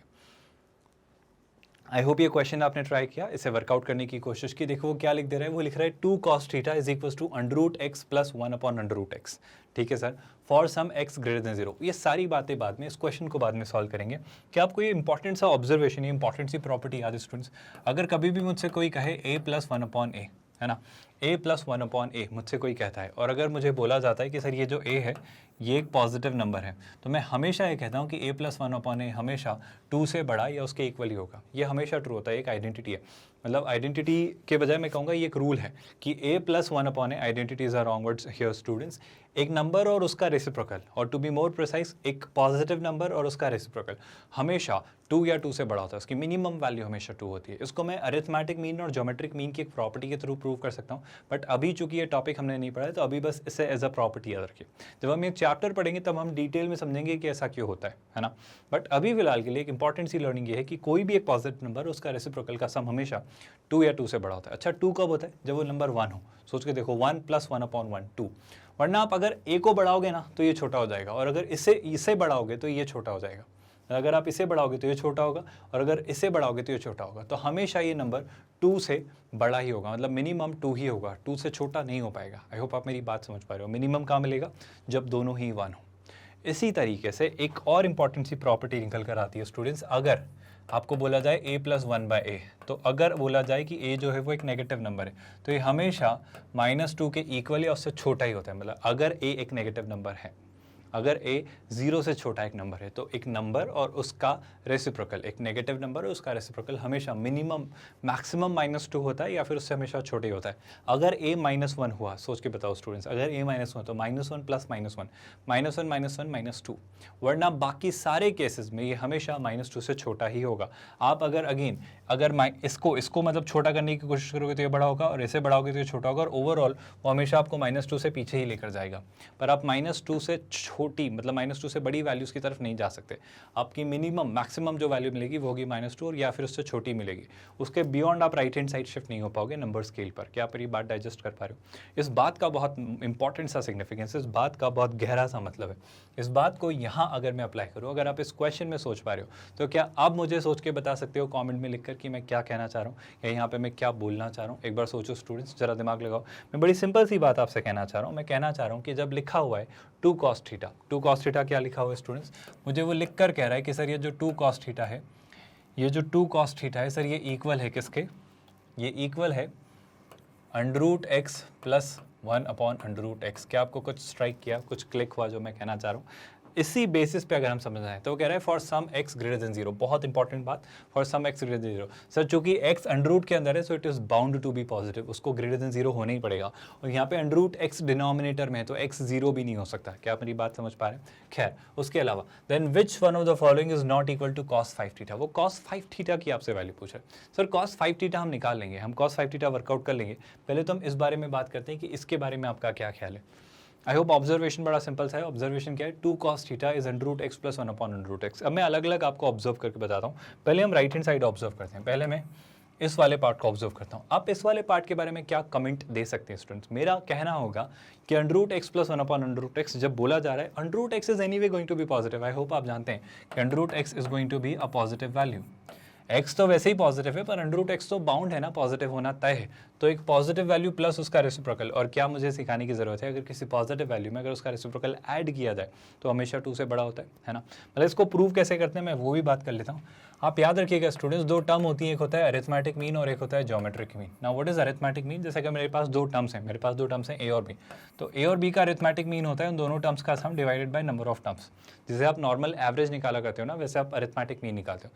What is geometric mean students? हम ये पढ़ेंगे सीक्वेंस एंड सीरीज में, अभी बट एक सुपरफिशियल ओवरव्यू आइडिया दे रहा हूँ। ज्योमेट्रिक मीन होता है जैसे अगर मुझे 2 टर्म्स का ज्योमेट्रिक मीन निकालना है तो आप निकालिए उन दोनों का प्रोडक्ट और उनका उतना रूट जितने टर्म्स आपने मल्टीप्लाई किए। जैसे 2 टर्म मल्टीप्लाई किए तो आप उनका निकाल लीजिए सेकंड रूट। आई होप आपको ये बात समझ आ रही है। तो इसी तरीके से मान लो अगर मुझसे कोई कहे, ये प्रॉपर्टी हमेशा ट्रू होती है कि किन्हीं भी नंबर ऑफ टर्म्स का अरिथमेटिक मीन उन्हीं नंबर ऑफ टर्म्स के ज्योमेट्रिक मीन से हमेशा बड़ा होता है। यानी अगर मान लो मेरे पास n टर्म्स हैं, n टर्म्स मतलब जैसे लिखा हुआ है a1, फिर लिखा है a2, फिर लिखा है a3, ऐसे करते करते लेट्स से n टर्म्स हैं, तो इन n टर्म्स का अरिथमेटिक मीन क्या होगा? इन सारी टर्म्स का सम divided by number of terms, तो होगा इनका अरिथमेटिक मीन। और इन सारी टर्म्स का अरिथमेटिक मीन इन सारी टर्म्स के ज्योमेट्रिक मीन। अब इन सारी टर्म्स का ज्योमेट्रिक मीन क्या होता है स्टूडेंट्स? इन सारी टर्म्स का ज्योमेट्रिक मीन क्या होगा? इन सारी टर्म्स का प्रोडक्ट a1 a2 से लेके कहाँ तक an, इन सारी टर्म्स का प्रोडक्ट का nth रूट, जितनी टर्म्स है उतना रूट। तो अगर ये n टर्म्स है तो इनका nth रूट इससे हमेशा बड़ा होगा। बस इसी बेसिस पे आप ये प्रूव कर सकते हो कि a प्लस 1 अपॉन a हमेशा 2 से बड़ा होगा। एक बार ज़रा क्रॉस चेक करिए और मुझे बताइए कि ये कैसे हम प्रूव करेंगे, फिर हम आगे बढ़ेंगे और इसे वर्कआउट करेंगे। एक बार जल्दी से ट्राई करके निकालिए स्टूडेंट्स। अब आप कैसे करेंगे स्टूडेंट्स, बड़ी सिंपल सी बात है। अगर मैं अब दो टर्म्स की बात करूँ स्पेसिफिकली वैसी, जहाँ पे पहली टर्म और दूसरी टर्म में रिलेशन है कि सेकंड टर्म फर्स्ट टर्म का रेसिप्रोकल या दोनों एक दूसरे का रेसिप्रोकल है, अगर यही प्रॉपर्टी अप्लाई करते हैं तो सोचिएगा स्टूडेंट्स अरिथमेटिक मीन और ज्योमेट्रिक मीन वाली, मतलब मेरे पास एक टर्म है ए और उसकी दूसरी जो टर्म है वो है 1/a, तो इन दोनों टर्म्स का अरिथमेटिक मीन क्या होगा, first term plus second term divided by number of terms that is 2, तो ये इन दोनों का क्या है स्टूडेंट्स, अरिथमेटिक मीन, और ये हमेशा इन दोनों ही टर्म्स के ज्योमेट्रिक मीन से बड़ा या उसके इक्वल होगा, प्रॉपर्टी है ना। अब अगर इनका जो अरिथमेटिक मीन है वो अगर इनके ज्योमेट्रिक मीन से बड़ा है, ज्योमेट्रिक मीन क्या होगा सर, इन दोनों टर्म्स का प्रोडक्ट यानी a और 1/a का प्रोडक्ट और इनका nth रूट, अगर दो टर्म्स है तो इनका सेकंड रूट। क्या आपको ये बात समझ आई? तो सर इस बेसिस पे आप क्या कंक्लूड करोगे? आई होप इस बेसिस पे हम क्या कंक्लूड करेंगे आपको रियलाइज हुआ। a + 1/a, इसे मैंने ऐसा कैसे रखा है स्टूडेंट्स, और इस 2 को मैं उस तरफ लेकर गया तो हो जाता है 2, और यहाँ पे क्या हो जा रहा है सर, a से a कैंसिल, तो 1 का सेकंड रूट, 1 का सेकंड रूट कितना होता है 1, तो ये कितना हो जा रहा है सर, ये हो जा रहा है a + 1/a, this is always greater than equal to 2, तो यहाँ से ये प्रॉपर्टी निकल कर आती है कि किसी भी नंबर उसका रेसिप्रोकल का सम जो होता है वो हमेशा 2 के इक्वल या उससे बड़ा ही होता है। बस इसी बेसिस पे हम इस क्वेश्चन को सॉल्व करेंगे और इस क्वेश्चन को समझेंगे। तो अगर यहाँ लिखा हुआ है √x ग्रेटर देन 0, तो लिखा है √x + 1/√x, तो ये हमेशा क्या होगा स्टूडेंट्स, ये हमेशा 2 या 2 से बड़ा होगा। तो मैं ये कहना चाह रहा हूँ कि आपका जो RHS लिखा हुआ है जो कि है √x + 1/√x, ये जो होगा ये हमेशा 2 के इक्वल या इससे बड़ा होगा। चलिए अब व्हाट अबाउट LHS स्टूडेंट्स, मैं LHS के बारे में क्या कह सकता हूँ? मैं LHS के बारे में बड़ा इंपॉर्टेंट सा रिमार्क दे सकता हूँ कि सर ये है cos थीटा, और मैं जानता हूँ सर, मैं ये जानता हूँ कि जो cos थीटा होता है वो सर हमेशा -1 से बड़ा और +1 से छोटा होता है। सर ऐसा क्यों कह रहे हो, मतलब इससे फ़ायदा क्या हो रहा है? इससे फ़ायदा आपको नज़र आ रहा है सर, क्या हो रहा है सर, ये हो रहा है कि अगर मैं तीनों तरफ 2 से मल्टीप्लाई करूँ, अगर मैं तीनों तरफ 2 से मल्टीप्लाई करूँ तो जो 2 cos थीटा होगा स्टूडेंट्स, जो 2 cos थीटा होगा वो -2 से बड़ा और +2 से हमेशा छोटा होगा। आप इस बात को समझो स्टूडेंट्स, इस बात में बहुत इंपॉर्टेंट सी बात छुपी है जो आप नज़रअंदाज शायद कर रहे होंगे, पर इस बात पे गौर फरमाइए और ध्यान से देखिए स्टूडेंट्स, मैं क्या कहना चाह रहा हूँ। मैं आपसे कहना ये चाह रहा हूँ कि जो आपकी लेफ्ट हैंड साइड है, जो आपकी लेफ्ट हैंड साइड है वो हमेशा मैक्सिमम वैल्यू 2 है या फिर 2 से छोटी है, मतलब -2 तक है, और जो आपकी राइट हैंड साइड है वो हमेशा 2 है या 2 से बड़ी है। मतलब इट्स लाइक मैं किसी को पकड़ने के लिए हाथ बढ़ा रहा हूँ तो मैं कहीं एक पॉइंट तक पहुँच पा रहा हूँ और उस तरफ कोई खड़ा हुआ है वो मुझ तक हाथ पहुँचा रहा है तो मैं भी किसी पॉइंट तक पहुँच पा रहा हूँ, हम बीच में किसी पॉइंट तक पहुँच पा रहे हैं, पर मैं एक लिमिटेड पॉइंट से आगे नहीं जा पा रहा हूँ और वो उस लिमिटेड पॉइंट से पीछे नहीं आ पा रहे, पर हम एक बीच में किसी मिड पॉइंट तक तो ज़रूर पहुँच पा रहे हैं। तो कहना है वही हमारी वैल्यू है, मतलब वो पॉइंट है जहाँ पे हम दोनों इक्वल हैं, वो पॉइंट है जहाँ पे हम दोनों सेम है। मतलब ये जो एक्सप्रेशन है हमेशा 2 या 2 से छोटा होता है, ये एक्सप्रेशन 2 या 2 से बड़ा होता है, तो दोनों सेम कब होते हैं? 2 पर। क्या ये बात समझ आई? बहुत ज़रूरी, बहुत इंपॉर्टेंट बात मैंने कही आपसे। मैंने क्या कहना चाहा स्टूडेंट्स, मैंने बहुत ज़रूरी बात आपसे कहनी चाहिए कि जब ये लिखता है कोई जब ऐसा लिखता है स्टूडेंट्स क्या कि 2 cos थीटा और √x + 1/√x इक्वल होंगे, तो मैं बेशक ये कहूँगा कि राइट हैंड साइड पे तो बड़ी सिंपल सी बात है सर कि ये जो वैल्यू है ये भी किसके इक्वल होगी 2 के, और ये जो वैल्यू है ये भी किसके इक्वल होगी 2 के, मतलब ये दोनों या तीनों किसके इक्वल होंगे स्टूडेंट्स 2 के, क्योंकि ये मैक्सिमम 2 तक जा पा रहा है, मिनिमम 2 तक आ पा रहा है। आई होप आप मेरी बात डाइजेस्ट कर पा रहे हैं। अगर मैं इसके थ्रू अगर मुझसे मान लो x की वैल्यू पूछी जाती तो मैं क्या कहता कि सर ये वैल्यू 2 के इक्वल तभी होती है जब √x 1 के इक्वल हो, और √x अगर 1 के इक्वल है तो x किसके इक्वल होता है सर, x होता 1 के इक्वल। आई होप ये बात आपको याद है। खैर हमसे x की वैल्यू नहीं पूछी जा रही, बट इन केस अगर मुझसे x की वैल्यू पूछी जाती तो मैं ये आंसर मार्क कर रहा होता, लेकिन मुझसे क्या पूछा जा रहा है, मुझसे बोला जा रहा है सर 2 cos थीटा से रिलेटेड कोई एक्सप्रेशन है। मैं तो ये फिगर आउट कर पाया कि सर 2 cos थीटा 2 के इक्वल होगा। जब मुझसे कोई कहे कि सर 2 cos थीटा 2 के इक्वल होगा तो मेरा कंक्लूजन क्या है सर? अगर आपसे कोई कहे कि सर 2 cos थीटा 2 के इक्वल है तो सर cos थीटा किसके इक्वल है? सर cos थीटा 1 के इक्वल है। अब यहाँ से क्या बात कहना चाह रहे हो सर? यहाँ से मैं बहुत ज़रूरी बात आपको समझाना चाह रहा हूँ, प्लीज़ इस बात पे ध्यान से सुनिएगा। अगर cos थीटा 1 के इक्वल है तो cos 5 थीटा किसके इक्वल होगा? सिंपल सी बात। 2-3 चीज़ें सुनिए students. Which one of the following is not equal to cos 5 theta? Which one of the following is not equal to cos 5 theta? मैं एक सिंपल सा ऑब्जर्वेशन देता हूँ स्टूडेंट्स। मुझसे कोई कहे कि cos थीटा अगर 1 के इक्वल है, मैं तो एक बेसिक सा ऑब्जर्वेशन देता हूँ, ऑल्दो cos थीटा एक साइक्लिक फंक्शन है, एक पीरियोडिक फंक्शन है, उस बारे में ना भी जाए तो बस एक सिंपल सा ऑब्जर्वेशन, मुझे थीटा की एक स्टैंडर्ड सी वैल्यू बता दो स्टूडेंट जो भी आपको पता हो जो 1 के इक्वल होती है। और जितना मेरा दिमाग चल पा रहा है सर, सीधे सीधे अगर मैं सोचूँ बिना किसी बात को घुमाएं तो मैं कहूँगा सर cos 91 होता है। याद है आपको? आई एम रियली सॉरी, cos 01 होता है, sin 91 होता है, आई एम रियली सॉरी, तो cos 01 होता है ना, cos 0 डिग्री 1 होता है। तो cos 0 डिग्री 1 होता है, मतलब थीटा की वैल्यू थोड़ी देर के लिए मैं क्या कह दूँ स्टूडेंट 0, डिग्री तो कॉस 0 कितना हो जाता है 1, ये बात याद रखिएगा। अब इसी तर्ज पे या 0 होता है, या फिर अगर आपको और थोड़ी क्लैरिटी चाहिए, अगर आपको बहुत डिटेल में बात करनी है, अगर आप ट्रिग्नोमेट्री के बेसिक्स में जाना चाहते हो तो आप कॉस थीटा का ग्राफ देखो स्टूडेंट्स, फिर से सुनिएगा। कॉस थीटा का अगर आप ग्राफ देखें तो कॉस थीटा का ग्राफ कैसे चलता है सर कॉस थीटा का ग्राफ कुछ ऐसा कुछ ऐसा कुछ ऐसा चल रहा होता है।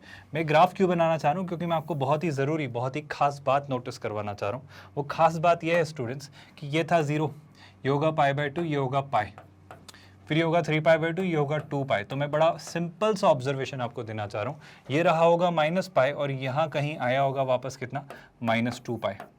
मैं ये ऑब्जर्वेशन आपको इसलिए देना चाह रहा हूँ स्टूडेंट्स, क्योंकि अगर आप ध्यान से देखो तो जो मुझे कॉस की वैल्यू 1 मिल रही थी, जो मुझे कॉस की वैल्यू 1 मिल रही थी, वो मुझे किन पॉइंट्स पर मिल रही थी, थीटा की किन वैल्यूज़ पर मिल रही थी।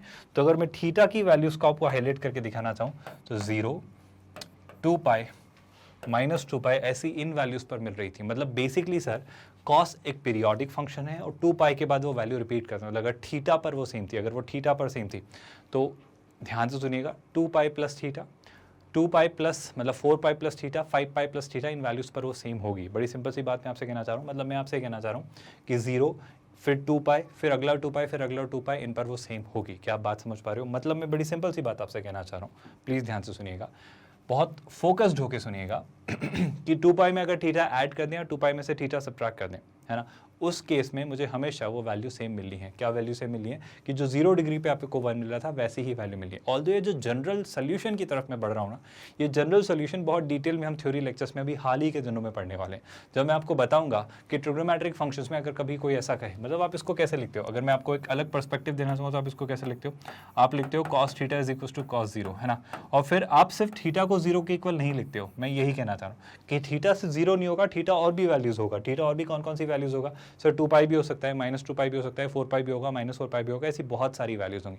तो मैं आपको अभी जनरल सोल्यूशन की तरफ बढ़ रहा हूँ धीरे धीरे, लेकिन मैं कहना चाह रहा हूँ अभी थोड़ा सा इसको रोकते हैं, क्योंकि general solution as a concept अभी तक हमने एक्सप्लोर नहीं किया। बट अगर एक हल्का सा ऑब्जर्वेशन के बेसिस पे मैं कहना चाहूँ तो थीटा क्या आ रहा है सर थीटा बड़ा सिंपल सी वैल्यू आ रहा है। थीटा जो वैल्यू जनरेट कर रहा है वो क्या है सर, वो सारी पाई के मल्टीपल्स हैं, पाई के इवन मल्टीपल्स हैं। जैसे कि अगर आप देखना चाहो सर क्या -4π है ना sir, -2π, -π, I am really sorry, -π नहीं, फिर क्या मिलेगा 0, फिर मिलेगा सर 2π, 4π, 6π, ऐसे चलता चला जाएगा। तो सर पाई के सारे इवन मल्टीपल्स, नेगेटिव या ऑड वो फर्क नहीं पड़ता, बट ऐसे आपको सारी वैल्यूज़ के लिए अगर आप यहाँ रखें तो ये 0 मिलता है। खैर इन सब बातों में जाने का कोई मतलब नहीं, ये सब बातें तो बस मैं बता रहा था कि क्यों आ रही हैं। मुझे जो एक इंपॉर्टेंट रिजल्ट मिला वो ये कि सर कॉस थीटा क्या है, कॉस थीटा 1 है, यानी थीटा की वैल्यू अभी फिलहाल क्या आ रही है 0 या फिर 4π 2π ऐसा कुछ, है ना। बहुत ध्यान से सुनना जो मैं बोलने वाला। तो आपसे अगर कोई cos 5 थीटा की वैल्यू पूछता है तो आप क्या बोलोगे? एक तो तरीका क्या, मैं थीटा की वैल्यू 0 रख लेता हूँ तो cos 5 इंटू 0 कितना होगा 0 और वापस cos 0 कितना आ जाएगा 1। या फिर अगर मैंने थीटा की वैल्यू 2π रखी, बहुत ध्यान से सुना, अगर मैंने थीटा की वैल्यू 2π रखी तो 5 इंटू 2π कितना हो जाएगा स्टूडेंट, सोच के देखो, 5 इंटू 2π हो जाएगा cos 10π। आई होप आप बात समझ पा रहे हो। और जैसे ही 5 को किसी भी इवन वैल्यू से मल्टीप्लाई करेंगे वो इवन ही रहने वाला है, तो वापस मुझे पाई का इवन मल्टीपल मिल रहा है। और सर अगर पाई का इवन मल्टीपल है तो cos की उस पर वैल्यू क्या होती है 0। अरे सर आप श्योर हो क्या ऐसा होगा? बिल्कुल श्योर है सर। आप देखो 5, अगर मैं थीटा की कोई नेगेटिव वैल्यू भी ट्राई करता, थीटा की कोई negative value let's say -4π try करता, तो ये हो जाता कितना -4π। क्या आप बात समझ पा रहे हो? तो ये कितना हो जाएगा स्टूडेंट्स 4 इंटू 5 20, तो ये कितना हो जाएगा cos ऑफ -20π। ऑल्दो भी हमें कंसेप्ट नहीं पता है इसलिए मैं इतना डिटेल में आपको बता रहा हूँ। जैसे ही हम जनरल सोल्यूशन वाला कंसेप्ट पढ़ लेंगे तो इतना घुमा के आपको चीज़ें कहने की जरूरत नहीं होगी।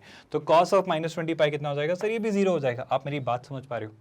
मैं बड़ी सिंपल सी बात आपसे कहना चाह रहा हूँ, आई एम रियली सॉरी, 0 नहीं होगा और ये सब 1 होंगे, है ना। cos 0, cos 2π, cos 4π, cos -2π, ये सब कितने होते हैं? 1 होते हैं। मतलब मैं कहना चाह रहा हूँ cos 0 हो या ये हो या ये हो, ये सब 1 होते हैं। वो 0 मुझे यहाँ से याद रह गया, बट आई होप मेरी बात आप समझ पा रहे हो। मतलब 0, 2π, 4π, 6π, 10π, 8π, ये सब जब पाई के इवन मल्टीपल्स होंगे या नेगेटिवली भी होंगे तो इन सब पे 1 मिलेगा।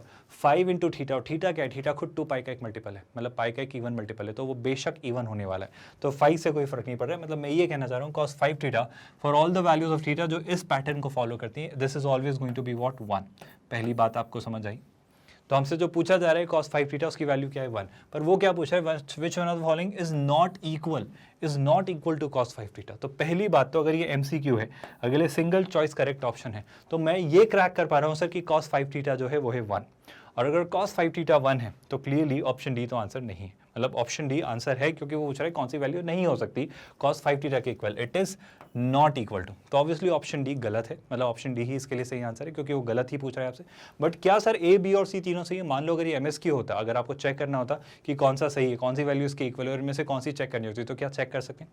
बेशक चेक कर सकते हैं स्टूडेंट्स, क्योंकि अब हमने x की वैल्यू निकाल ली है। अगर हमने x की वैल्यू निकाल ली तो याद करो स्टूडेंट्स, x की वैल्यू हमने क्या कही थी सर? x की वैल्यू पे बात हमने की थी, तो हमने कहा था ये बात तब ही ट्रू हो सकती है, √x + 1/√x 2 के इक्वल तभी हो सकता है जब x क्या हो स्टूडेंट, जब x सर 1 के इक्वल हो, जब x 1 के इक्वल हो। और अगर x की वैल्यू में 1 ट्राई करता हूँ, अगर मैंने x की वैल्यू 1 ट्राई की ऑप्शन ए में, तो ऑप्शन ए में देखो क्या, 1 की पावर 5/2 1 + 1 1 + 1 2 2/2 1, तो ऑप्शन ए बिल्कुल 1 आपको देता, और अगर ऑप्शन ए आपको 1 देता तो वो इसके इक्वल होता, हमें नहीं चाहिए इक्वल, तो ऑप्शन ए आंसर नहीं होता।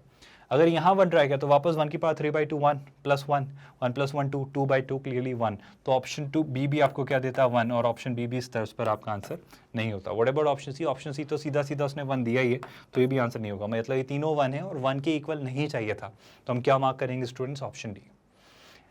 आई होप ये सारी बातें आपको समझ आई, आप इन सारी चीज़ों से कंफ्यूज नहीं हो जा रहे हो, एक एक स्टेप आपको बहुत डिटेल में क्लियर हो रही है और पूरा सोल्यूशन अच्छे से समझ आ रहा है, बहुत अच्छे से चीज़ें चल रही हैं, कोई कंफ्यूजन आई होप अभी नहीं है। और हमने जनरल सोल्यूशन का अभी तक कंसेप्ट नहीं पढ़ा है, बट आई होप उसका थोड़ा सा आपको आइडिया लग गया होगा कि मैं क्या कहना चाह रहा हूँ इस वाले पार्ट के थ्रू, जहाँ पे मैंने हल्की सी हिंट दी कि चीज़ें कैसी हो रही होंगी, साइक्लिसिटी या पीरियोडिकली वो कैसे चल रही होंगी। खैर इस बारे में हम डिटेल में बात करेंगे कि एग्जैक्टली आसानी से कैसे निकाला जाता है।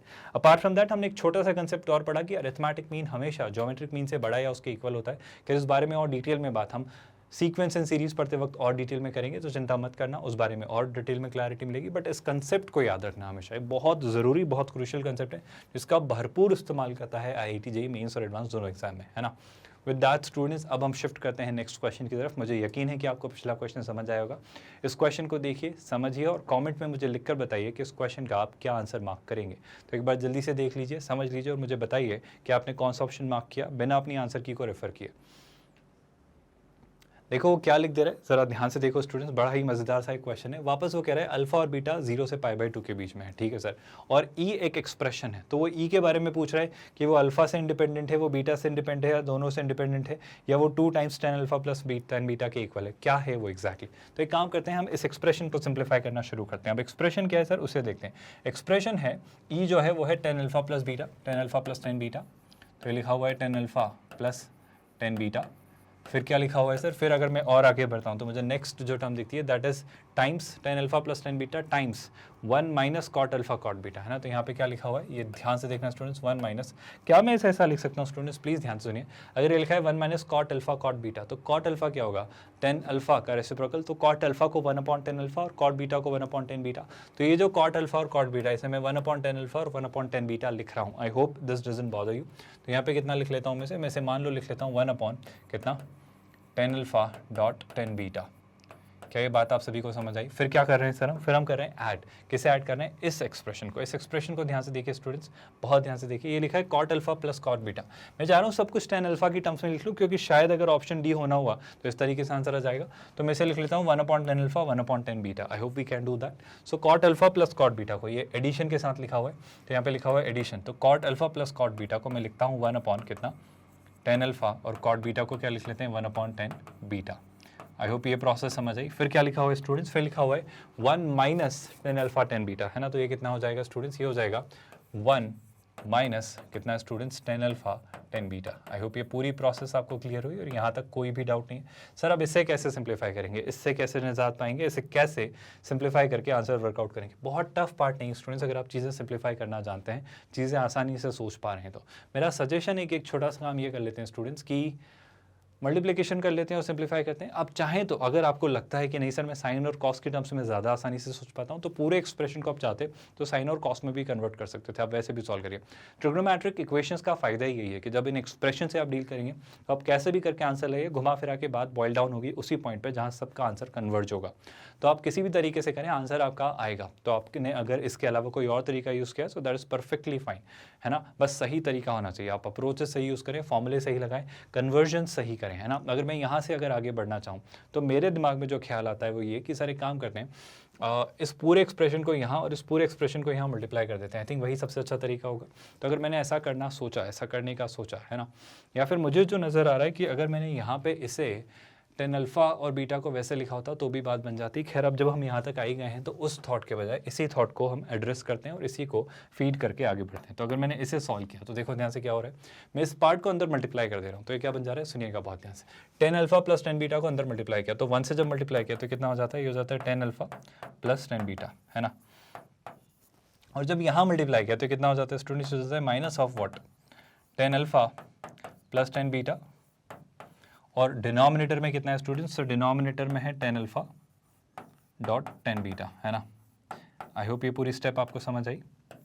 सिमिलरली अगर मैं यहाँ पे भी यही ऑपरेशन परफॉर्म करता हूँ तो बहुत ध्यान से सुनिएगा, ये 1/10 अल्फा प्लस 1/थीटा जब 1 से मल्टीप्लाई होता है तो ये कितना बन जाता है स्टूडेंट्स, सर ये बन जाता है प्लस 1/10 अल्फा, और ये कितना बन जाता है स्टूडेंट्स, ये बन जाता है प्लस 1/10 बीटा। बहुत ध्यान से सुनिएगा स्टूडेंट्स, आई थिंक हम सिंप्लीफाई कर लेंगे इसे इजीली अगर हम सीधे सीधे सोचें।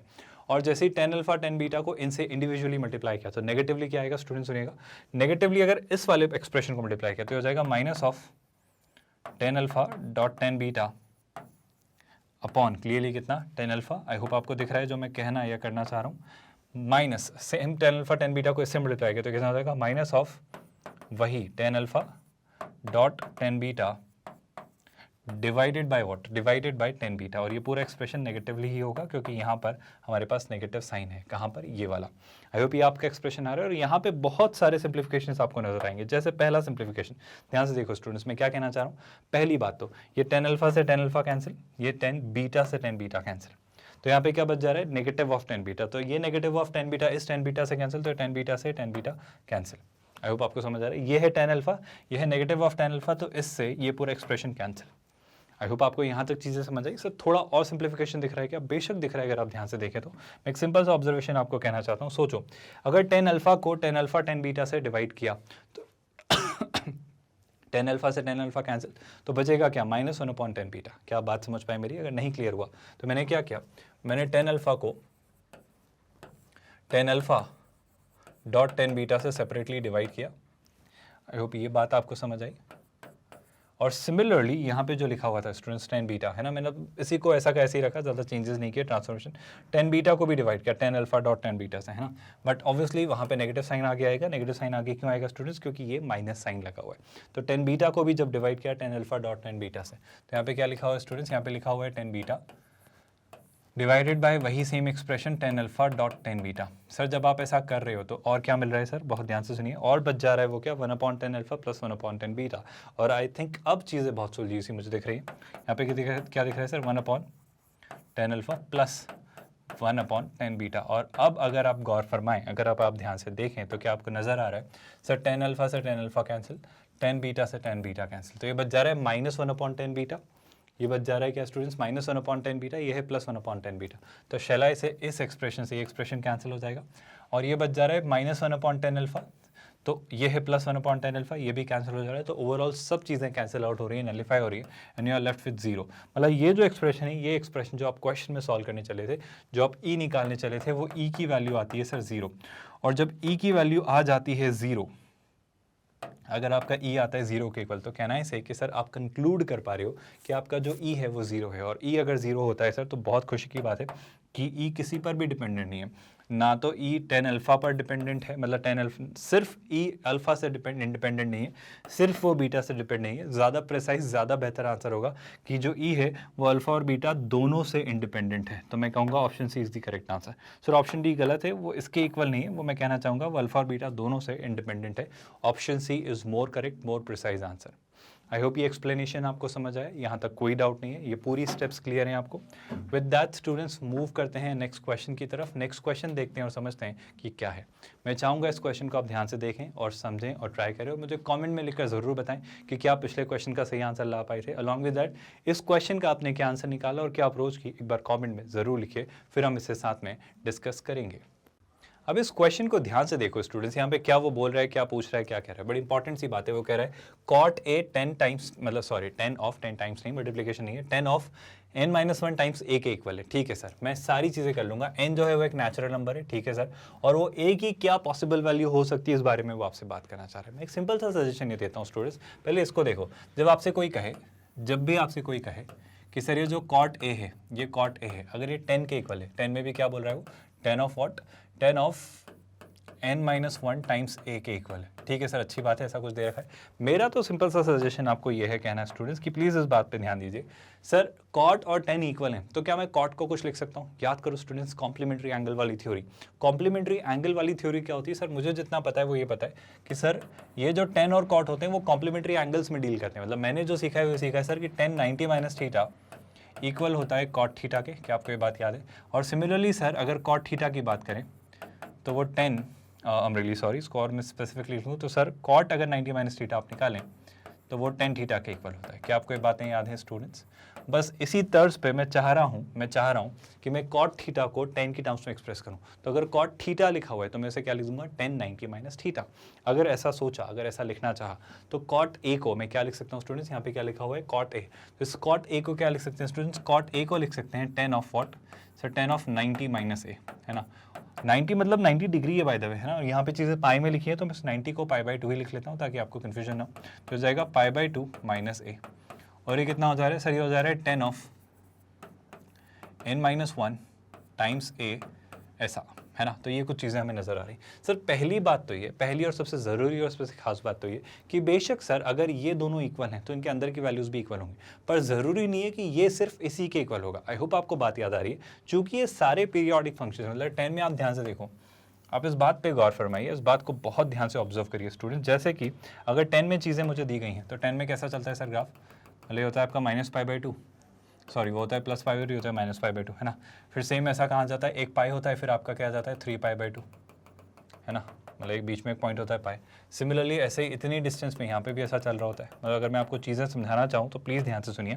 जैसे कि सर यहाँ पे होता है 0, है ना, ये होता है π/2, ये होता है पाई, है ना। फिर ये कितना होता है? ये होता है 3π/2। ऐसा और चलता चला जाता है। बस मैं एक हल्का सा ऑब्जर्वेशन देना चाह रहा हूँ आपको। ये होता है -π/2, यहाँ होता है -π, और ये कितना होता है? -3π/2, और ये आगे और पीछे इस तरह से प्रोसीड होता है ना।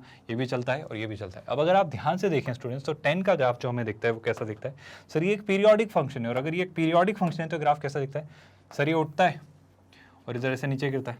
सेम यही पैटर्न मुझे यहाँ भी दिखता है कि सर ये पाई से उठता है और पाई से पहले इधर गिरता है। सेम वही रिपीटेशन मुझे यहाँ दिखता है कि -π से यहाँ तक ये उठता है और यहाँ पे गिरता है। मतलब वही बात बार बार रिपीट होती है। मतलब अगर थीटा की कोई वैल्यू मुझे कहीं दिखी, अगर थीटा की कोई वैल्यू दिखी, अगर ये मान लो थीटा की किसी वैल्यू पर मुझे 10 की कोई वैल्यू मिली, अगर ये 10 थीटा मिला तो सर थीटा की यही एक वैल्यू नहीं है, इसके आगे थोड़ा आप जाते ना तो यहाँ पे भी आपको वही थीटा की किसी वैल्यू पर मिलता।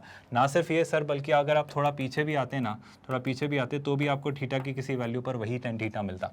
मतलब to be very honest, 10 theta 1, 10 theta 2 और 10 थीटा 3 इक्वल होते हैं। तो पहली बात तो मैनी टू वन फंक्शन तो है ही, बट मैं आपको एक बहुत ज़्यादा प्रिसाइज सी बात ये कहना चाह रहा हूँ कि एक पीरियोडिक फंक्शन है, और पीरियोडिक फंक्शन होने का मतलब है कि एक स्पेसिफिक वैल्यू के बाद बार बार रिपीट होता है। और अगर आप उस वैल्यू का इटरेशन बहुत ध्यान से देंगे तो वो वैल्यू कैसी है सर? अगर आप इसमें बार बार पाई ऐड करते चलें, अगर आप पाई का एडिशन करते चले, देखो ये थीटा 1 से थीटा 2 की डिफरेंस कितनी है सर? थीटा 1 से थीटा 2 की अगर मैं डिफरेंस देखूँ तो बीच में कुछ नहीं है, पाई डिस्टेंस है, क्योंकि जितनी डिस्टेंस ये आगे जा रहा है उतनी ही डिस्टेंस ये भी तो आगे गया है। मतलब जितना ये है उतना ही ये है, तो इन दोनों एंगल्स में पाई का डिफरेंस, मतलब पाई इसका पीरियड है, पाई यूनिट्स आगे शिफ्ट होता चलाता है। सेम बात पीछे भी हो रही है। तो क्या आप बात समझ पा रहे हो?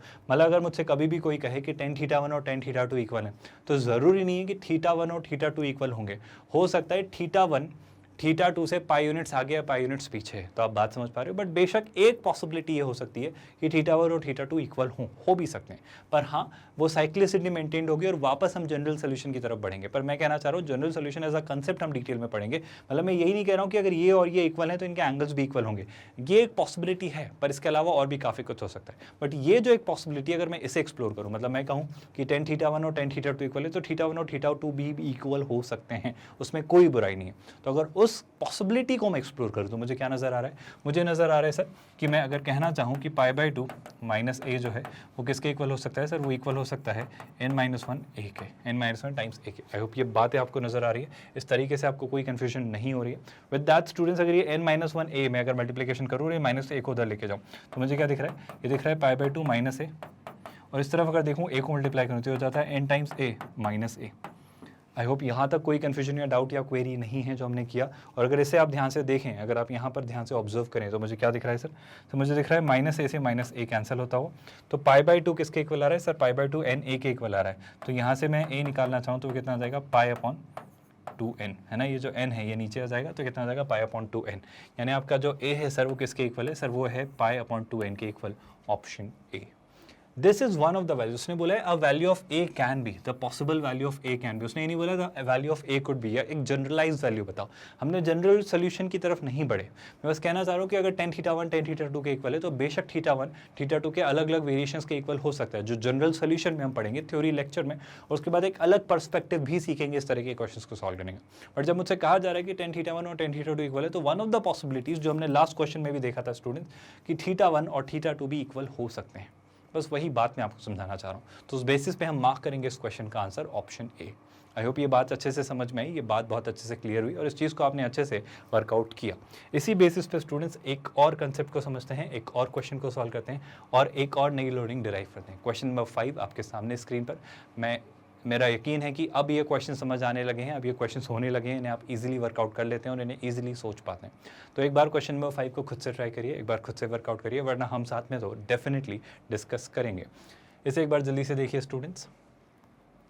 आई होप स्क्रीन पॉज करके आपने क्वेश्चन ट्राई किया और इसका आंसर ज़रूर कमेंट में लिखा होगा। जैसे भी किया, जो भी किया, मुझे ज़रा कमेंट में लिखकर बताइएगा कि एग्जैक्टली आपने क्या तरीके की अप्रोच यूज़ की, क्योंकि ट्रिग्नोमेट्रिक फंक्शंस की खास बात यही है स्टूडेंट्स कि यहाँ पर मल्टीपल अप्रोचेस हो सकती है। तो student to student approaches vary कर सकती हैं, उनमें बदलाव हो सकता है। जैसे इस क्वेश्चन को आपके पास, हर शख्स के पास अलग अलग तरीके होंगे सोचने के, है ना।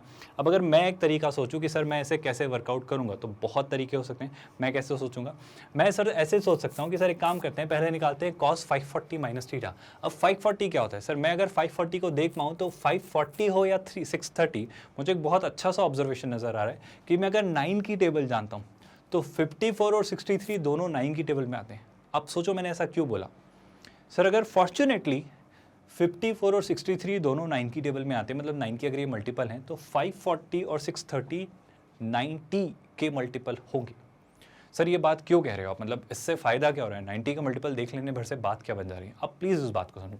जैसे ही मैं ये सोच पा रहा हूँ कि ये 90 के मल्टीपल हैं, कितना कुछ हम वर्कआउट कर पा रहे हैं। इस क्वेश्चन को सोचो स्टूडेंट, जहाँ पे मुझे लिख के दिया जा रहा है, क्या मुझे बोला जा रहा है, कॉस ऑफ कितना 540 माइनस थीटा, कॉस ऑफ कितना बोला जा रहा है 540 माइनस थीटा, और इस तरफ क्या बोला जा रहा है minus sine of 630 minus theta, है ना। तो sine of 630 degree minus theta, इस एक्सप्रेशन की वैल्यू हमसे वो जानना चाह रहे हैं। ठीक है सर, अगर मैं इस एक्सप्रेशन को ही सिंप्लीफाई करना शुरू करूं तो मुझे सबसे पहले तो नजर आता है 540, है ना।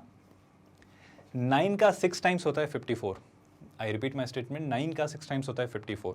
ऑल्दो ये 180 की टेबल में भी आता होगा, पर मुझे जो सबसे सिंप्लीफाइड वर्जन दिखा 90, तो मैं उसी से आगे बढ़ाता हूँ। तो मैं क्या कहना चाह रहा हूँ स्टूडेंट, 9 का 6 टाइम्स होता है 54, तो मैं क्या कह रहा हूँ, सुनिएगा ध्यान से, कॉस ऑफ, तो ये 90 का 6 टाइम्स कितना होगा 540, तो मैं इसे ऐसा लिख सकता हूँ क्या, कॉस ऑफ 6 टाइम्स 90 को मैं रेडियन में अगर कन्वर्ट करूँ तो π/2। आई होप ये बातें अब आपको याद है।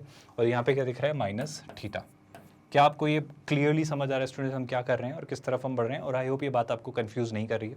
सिमिलरली अगर यहाँ देखूँ तो सर 90 का 7 टाइम्स, क्योंककि 9 का 7 टाइम्स होता है 63, तो 90 का 7 टाइम्स होगा 630। यहाँ से एक और इंपॉर्टेंट कंक्लूजन निकल के है कि हो जाएगा sine 7 times π/2 minus theta. I hope ये बात आपको बहुत बॉदर नहीं कर रही और यहाँ से आपको चीज़ें क्लियरली समझ आ रही कि हम किस तरफ बढ़ रहे हैं। और सर अगर मैं यहाँ से चीज़ें सोचूं तो मुझे क्या नज़र आ रहा है, बहुत ध्यान से सुनिए सर, ये जो लिखा हुआ है ये लिखा है कॉस।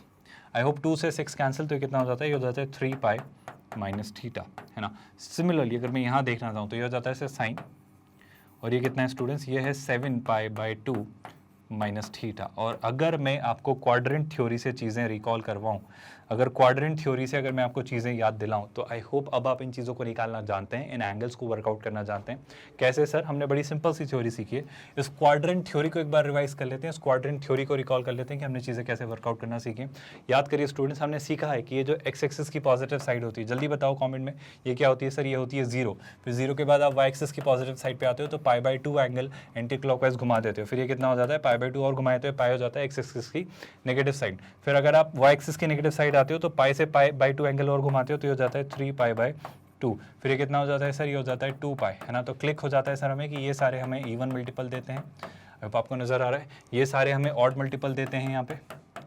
आई होप ये पैटर्न हमारे लिए देख लेना भर या याद रख लेना क्यों ज़रूरी है सर। यहाँ पे π/2 की मुझे कैसे मल्टीपल मिलती है और यहाँ कैसे मिलती है, यहाँ पे 3 π/2, तो अगला मल्टीपल क्या होगा स्टूडेंट्स 7 π/2, क्योंकि यहाँ पे क्या आ रहा होगा स्टूडेंट्स 5 π/2। तो यहाँ पे π/2 के 4n+1 वाले फॉर्म के और यहाँ पर 4n-1 फॉर्म के मुझे मल्टीपल्स दिखाई देते हैं। इन सब बातों का एक और इम्पॉर्टेंट जनरल रिजल्ट आता है सर कि जब भी y एक्सिस में से कुछ ऐड या सब्ट्रैक्ट करते हैं तो आपको कॉम्प्लीमेंट एंगल से डील करना पड़ता है, यानी आपको याद रखना पड़ता है क्या, जब आप y एक्सिस पे डील कर रहे होते हो तो हमें याद है सर साइन किस में कन्वर्ट हो रहा होता है, कॉस में, कॉस साइन में। सर हमें याद रहता है कि सर टेन जो होता है वो कॉट में कन्वर्ट हो रहा होता है, कॉट टेन में। या फिर हमें याद रहता है सर कि कॉसिक जो है वो सेक में और सेक जो है वो कॉसिक में कन्वर्ट हो रहा होता है। ये कब की बात होती है, जब चीज़ें 90 डिग्री पर हो रही होती हैं, 90 डिग्री के मल्टीपल से आगे या पीछे, यानी y एक्सिस से आगे या पीछे हो रही होती है। लेकिन सर बेशक अगर x एक्सिस के रिस्पेक्ट में हो रहा होता है, अगर x एक्सिस के रिस्पेक्ट में हो रहा होता है तो एंगल्स सप्लीमेंट्री एंगल्स पर बिहेव करते हैं और सप्लीमेंट्री एंगल्स में कोई चेंजेस नहीं आते। मतलब पाई के अगर मल्टीपल में चीज़ें हों तो साइन साइन ही रहता है, कॉस कॉस ही रहता है, टेन टेन ही रहता है, सेक सेक ही रहता है, कॉसिक कॉसिक और कॉट कॉट ही रहता है, वो नहीं बदलते हैं। बस वो π/2 के अगर मल्टीपल में देखें तो वो बदलते हैं, π/2 के स्पेसिफिकली ऑड मल्टीपल्स देखें तो वो बदल रहे होते हैं। आई होप ये बात आपको समझ आई। अलॉन्ग विद दैट एक और सबसे खास और सबसे ज़रूरी बात जो हमें याद रखने की होती है सर कि फर्स्ट क्वाड्रेंट में सारे ही रेशियोज पॉजिटिव होते हैं। सेकेंड क्वाड्रेंट में आई होप आपको याद है कि साइन और इसका रेसिप्रोकल कॉसिक पॉजिटिव होते हैं। थर्ड क्वाड्रेंट में हमने पढ़ा स्टूडेंट्स कौन कौन, टेन और कॉट के लिए रिजर्व्ड होता है। और फोर्थ क्वाड्रेंट कॉस और उसके रेसिप्रोकल यानी सेक के लिए रिजर्व्ड होता है ना। क्या ये कहानी भी आपको याद है, ये इंपॉर्टेंट फैक्ट भी आपको याद होंगे। ये चार्ट मैं आपके लिए बार बार बनाता हूँ स्टूडेंट्स ताकि आपको याद हो जाए और आप इसमें कोई भी गलती ना करें और इसे आपके ब्रेन में इतने अच्छे से स्टोर कर ले कि आप ब्रेन में ही सोच पाएँ। एक टाइम की प्रैक्टिस के बाद आप इसे बार बार नहीं बना रहे होंगे। ये तो अभी एक नया टूल हमने डेवलप किया और इसे बार बार अप्लाई करना है, इसे यूज़ करना मैं आपको सिखा रहा हूँ तो मैं बना देता हूँ, बट हम इसे बार बार नहीं बनाएंगे, इसे हम ब्रेन में ही सोचेंगे ना पूरा कैलकुलेशन। जैसे कैसे करेंगे स्टूडेंट सोचो, सर मुझे दिख रहा है cos 3π। अब cos 3π कहाँ होता है सर, 3π यानी पाई का मल्टीपल। तो पहले हम क्या देखते थे स्टूडेंट्स, पहले हमें देखते हैं कि ये क्या है, ये पाई है या π/2। तो सर ये पाई है, अगर ये पाई है तो कॉस क्या रहने वाला है सर, कॉस ही रहने वाला है, कॉस नहीं बदलेगा। तो आंसर तो cos थीटा होगा। पॉजिटिव हो गया नेगेटिव ये नहीं पता, तो ये कैसे पता करेंगे सर, इसको पता करने का तरीका है 3π।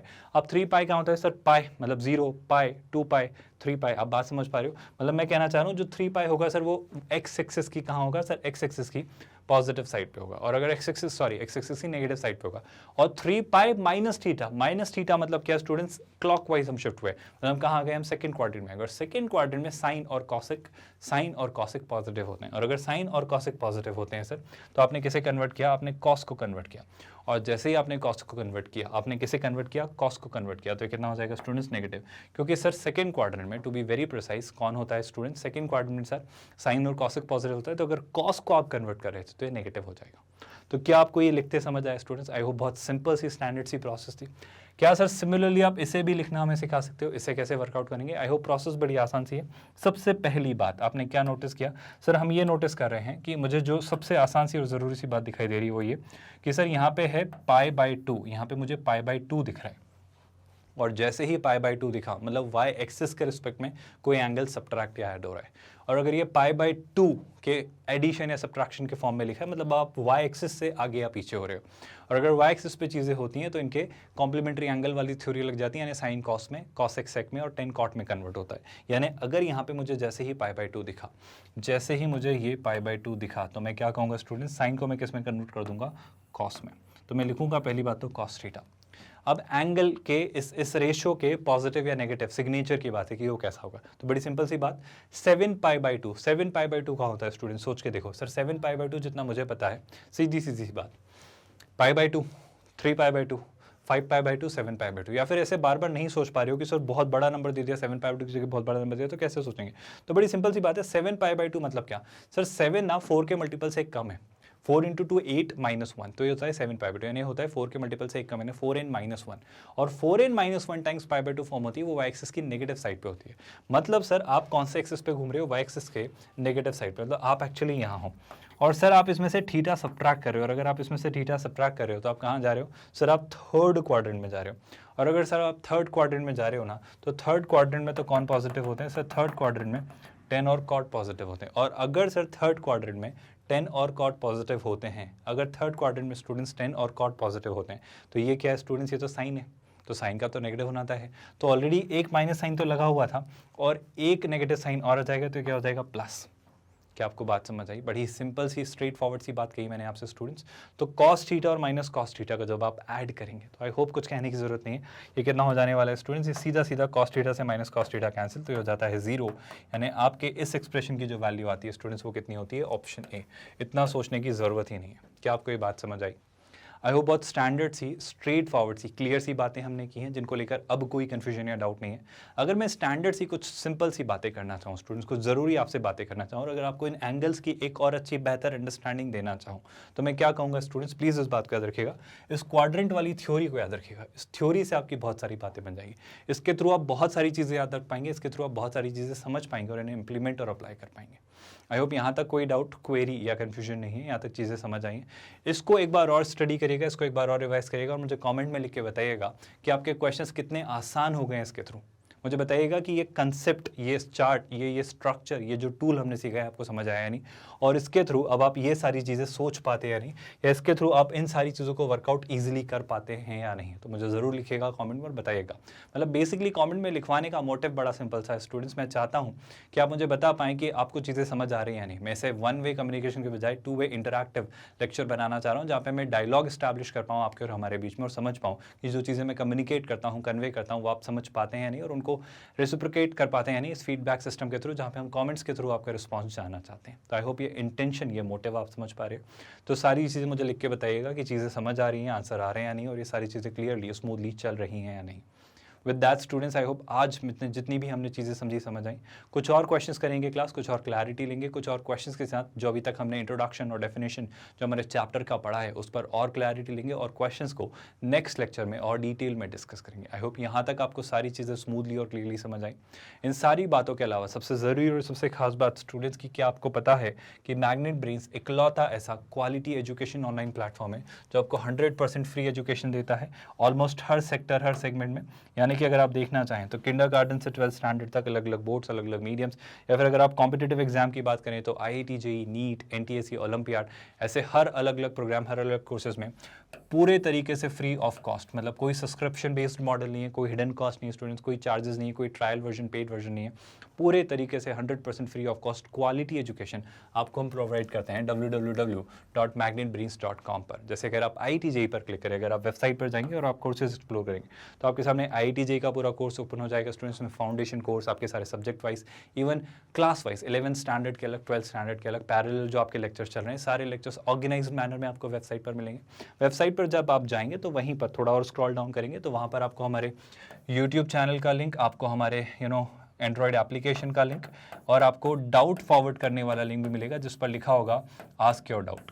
तो आप उस लिंक पर क्लिक करके अपने डाउट्स प्रॉपर्ली क्रॉप्ड फॉर्मेट में, प्रॉपर रिजोल्यूशन के साथ, हमें रिमार्क के साथ फॉरवर्ड कर सकते हैं कि एग्जैक्टली आप क्या पूछना चाह रहे हैं, एग्जैक्टली आपको कहाँ प्रॉब्लम है।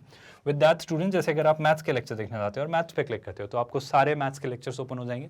ये वो सारे डिलीवरेबल्स हैं स्टूडेंट जो हम डिलीवर करते हैं। इंडिया के टॉप टीचर्स आपको यहाँ पर क्वालिटी एजुकेशन देते हैं स्टूडेंट्स। फॉर एग्जाम्पल, अगर आप इस टॉपिक को देखना चाहते हैं, इस चैप्टर के इन टॉपिक्स को देखना चाहते हैं तो प्रॉपर मैनर में ऑर्गेनाइज्ड है, DPP PDF सब कुछ। जो भी आप लेक्चर देखना चाहें उसे यहीं वॉच नाउ पर क्लिक करिए।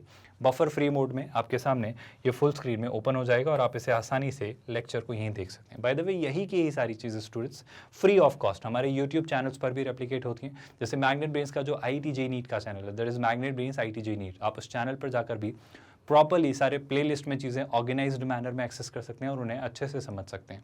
ना सिर्फ ये, बल्कि स्टूडेंट्स ये वीडियोस, आई होप, हमारा पूरा यकीन है, आपको काफ़ी कुछ सिखा रहे हैं, आपकी मदद कर रहे हैं और आपकी तैयारी को भरपूर सहयोग मिल रहा है इन वीडियोस के थ्रू और आप अच्छे से अपनी तैयारी को कर पा रहे हैं। IIT JEE नीट स्पेसिफिकली अगर मैं बात करूँ इस चैनल के थ्रू तो इन वीडियो से अगर आपकी हेल्प मिल रही है, आप इन्हें एंजॉय कर रहे हैं तो ज़रूर इन्हें लाइक करिए so that we also feel appreciated and acknowledged. Not just that students, इन वीडियोज़ के थ्रू हमारा पूरा यकीन है कि आपको जो भी नई अपडेट होती है, जो भी नया नोटिफिकेशन होता है, जो भी नई चीज़ आपके लिए रिलीज होती है वो पता चलती रहती है, क्योंकि आपने चैनल को सब्सक्राइब जरूर करके रखा होगा। And the most important thing students, 100% free of cost quality online education platform जो कई सारे स्टूडेंट्स की हेल्प कर सकता है। तो हमारे साथ इसे ज़्यादा से ज़्यादा लोगों से शेयर करिए ताकि हर एक स्टूडेंट इस चीज़ से बेनिफिट हो पाए और वो भी इस प्रोग्राम को अवेल कर पाए। विद दैट स्टूडेंट्स, ख्याल रखिए अपना, take care everyone, thank you so much.